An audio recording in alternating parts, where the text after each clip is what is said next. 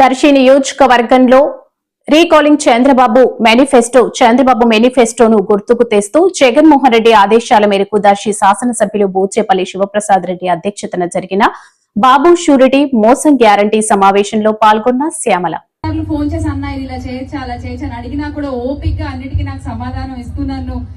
వెన్నుదట్టి ముందుకు నడిపిస్తున్న జిల్లా అధ్యక్షులు బూచేపల్లి శివప్రసాద్ రెడ్డికి ముందుగా నమస్కారాలు తెలియజేసుకుంటున్నాము. ఇవాళ శివప్రసాద్ రెడ్డి అంటే ఒక దర్శి వరకే కాదు, మొత్తం ప్రకాశం జిల్లాలో ఉన్న ప్రతి గడపలోనూ పెద్ద బిడ్డగా ఉండి ప్రతి ఇంటి బాధ్యతను భుజాన వేసుకుని ఈ ప్రకాశం జిల్లాని ముందుకు నడిపిస్తున్నారు శివప్రసాద్ రెడ్డి అన్న. నేను నా చెవితో విన్న మాటలు, శివప్రసాద్ రెడ్డి అన్న అధ్యక్షులుగా వచ్చిన తర్వాత ప్రకాశం జిల్లా ఊపిరి పీల్చుకుంటోంది అన్న మాటలు నేను స్వయంగా విన్నాను.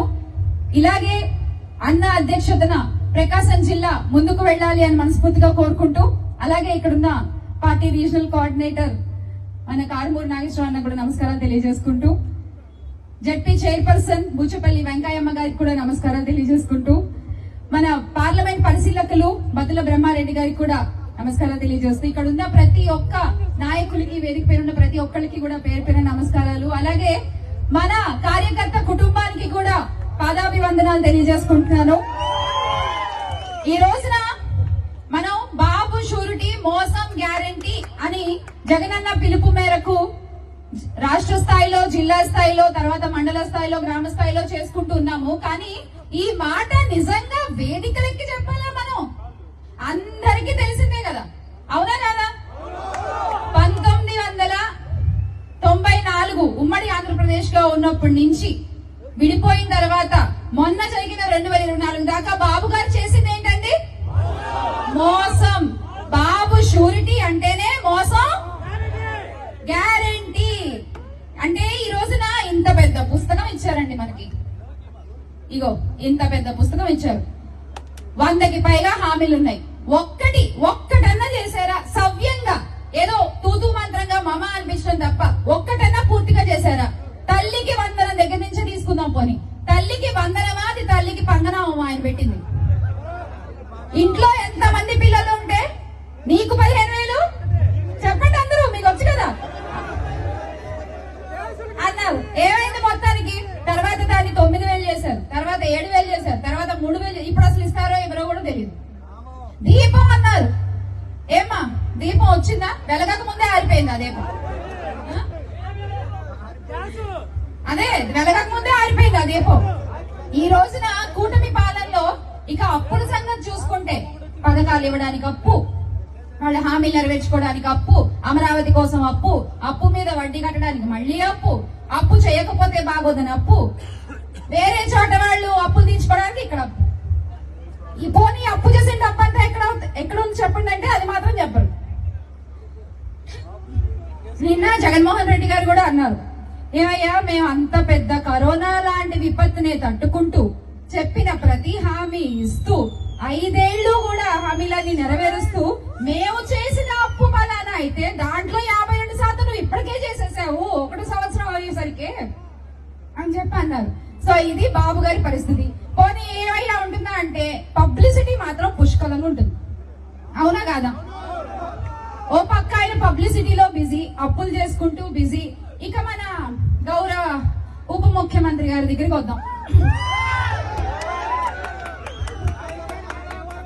పిఠాపురం పీఠాధిపతి పవన్ కళ్యాణ్ గారు, మన పీపీపీ.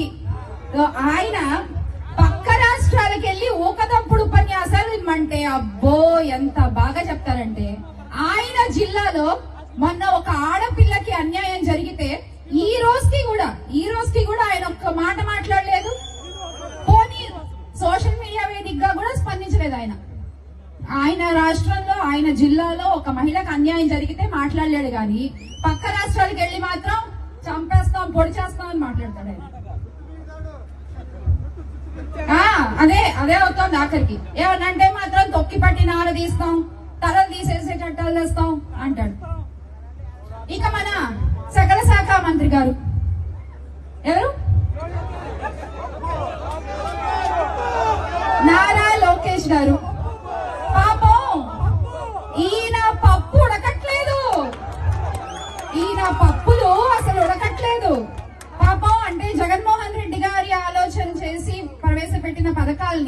నేనే ఆలోచన చేసి నా తల్లోంచి పుట్టాయని చెప్పి పేరు మార్చి మనందరినీ ఏమారుద్దాం అనుకున్నారు. పప్పుడు కింద యూనిఫామ్లు అన్నారు. పోనీ ఆ పప్పుడు కింద తెగ ప్రచారాలు చేశారు. ఈ రోజున స్కూల్ కి వెళ్ళే పిల్లలు చెప్తున్నారు, మేడం ఉతుక్కోకుండా వేసుకోవాలంట, ఉతికితే చిరిగిపోతాయంట. ఉతుక్కోకుండా ఎక్కడ వేసుకుంటారు యూనిఫామ్? నాకు అర్థం కాదు.